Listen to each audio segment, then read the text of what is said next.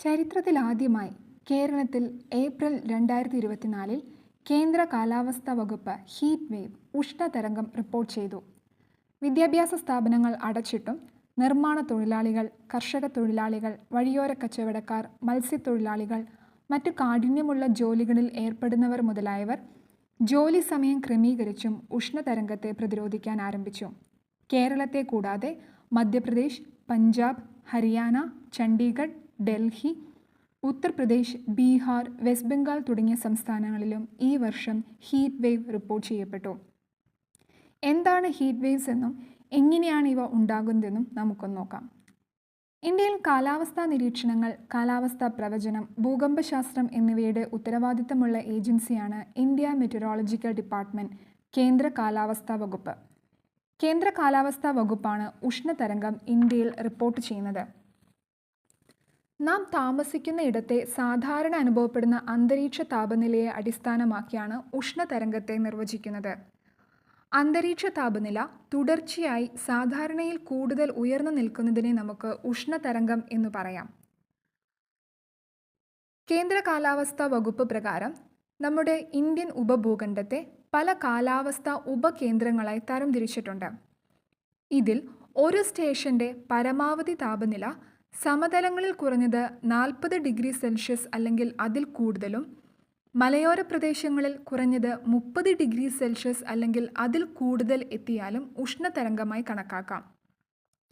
ഇനി സാധാരണ താപനിലയിൽ നിന്നുള്ള മാറ്റം 4.5 ഡിഗ്രി സെൽഷ്യസ് മുതൽ 6.4 ഡിഗ്രി സെൽഷ്യസ് വരെ മാറുകയാണെങ്കിൽ ഉഷ്ണതരംഗമെന്നും, ഇനി അത് 6.4 ഡിഗ്രി സെൽഷ്യസിൽ കൂടുതലാണ് എങ്കിൽ കഠിന ഉഷ്ണതരംഗമെന്നും പറയുന്നു.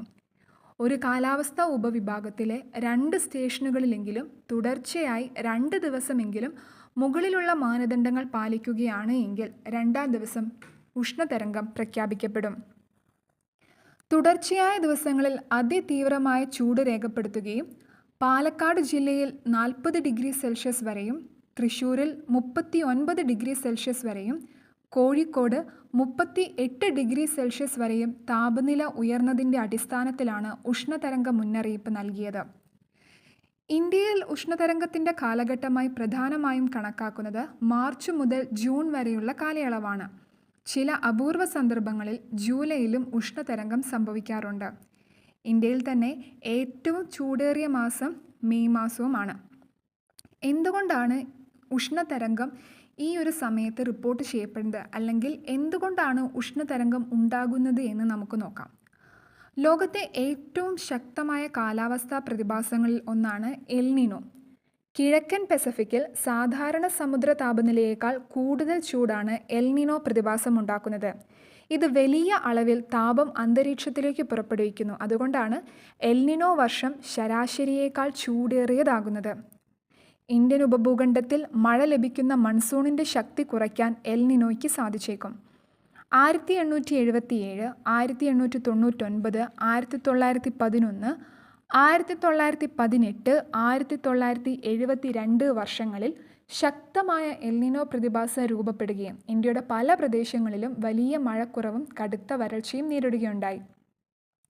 ഇന്ത്യൻ മൺസൂൺ ആരംഭിക്കുന്ന ജൂണിൽ എൽ നിനോ കുറയുമെന്ന് പ്രതീക്ഷിക്കുന്നതായി IMD director general of meteorology അടുത്തിടെ പറയുകയുണ്ടായി. അങ്ങനെയെങ്കിൽ ഈ വർഷം സാധാരണ മൺസൂൺ ആകാനുള്ള സാധ്യത കാണുന്നു.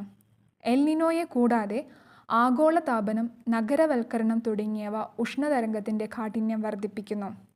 ഉഷ്ണതരംഗം മൂലം നാം അധികമായും പത്രമാധ്യമങ്ങളിൽ കേൾക്കാറുള്ള വാക്കാണ് സൂര്യാഘാതം. കഠിനമായ ചൂടിനെ തുടർന്ന് ആന്തരിക താപനില ക്രമാതീതമായി ഉയരുകയും ശരീരത്തിന് താപനിയന്ത്രണം സാധ്യമാകാതെ വരികയും ചെയ്യുന്നു. സൂര്യാഘാതമേൽക്കുമ്പോൾ തലച്ചോർ, കരൾ, വൃക്കകൾ, ശ്വാസകോശം, ഹൃദയം എന്നിവയുടെ പ്രവർത്തനത്തെ സാരമായി ബാധിക്കുകയും ചെയ്യുന്നു. ഈ ഒരു അവസരത്തിൽ ഉഷ്ണതരംഗത്തിൽ നിന്നും എങ്ങനെ രക്ഷപ്പെടാം, അതിനുള്ള ചില മാർഗങ്ങളാണ് താഴെ പറയുന്നത്.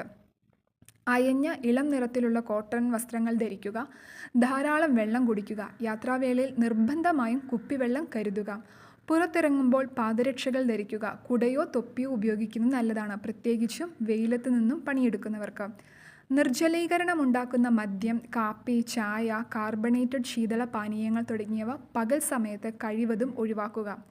കുട്ടികൾക്കാണെങ്കിൽ ധാരാളം വെള്ളം നൽകുക. കുട്ടികളെയോ വളർത്തുമൃഗങ്ങളെയോ പാർക്ക് ചെയ്ത വാഹനങ്ങളിൽ ഇരുത്തിപ്പോകാൻ യാതൊരു കാരണവശാലും പാടുള്ളതല്ല. പാനീയങ്ങളിൽ ഉപയോഗിക്കുന്ന ഐസ് ശുദ്ധമാണ് എന്ന് ഉറപ്പുവരുത്തുക. പഴങ്ങളും പച്ചക്കറികളും ധാരാളമായി കഴിക്കുക. സൂര്യാഘാതമേറ്റതായി സംശയം തോന്നിയാൽ വെയിലുള്ള സ്ഥലത്ത് നിന്ന് തണുത്ത സ്ഥലത്തേക്ക് മാറി വിശ്രമിക്കണം. കഠിനമായ ചൂട് നമ്മുടെ കുടുംബ ബജറ്റിനെയും കാർഷിക രംഗത്തെയും മറ്റ് നിർമ്മാണ പ്രവർത്തനങ്ങളെയും ഊർജ ഉപഭോഗത്തെയും അതുവഴി സമ്പദ് വ്യവസ്ഥയെയും ഗുരുതരമായ രീതിയിൽ ബാധിക്കുന്നു. ഈയൊരു ഘട്ടത്തിൽ കാലാവസ്ഥാ വ്യതിയാനത്തെക്കുറിച്ചും അതുണ്ടാക്കുന്ന ആഘാതത്തെപ്പറ്റിയും എങ്ങനെ ഗുരുതരമായ കാലാവസ്ഥാ പ്രതിഭാസങ്ങളെ അഭിമുഖീകരിക്കാം എന്നും ബോധവാന്മാരാകേണ്ടത് അനിവാര്യമാണ്. Engage your brain.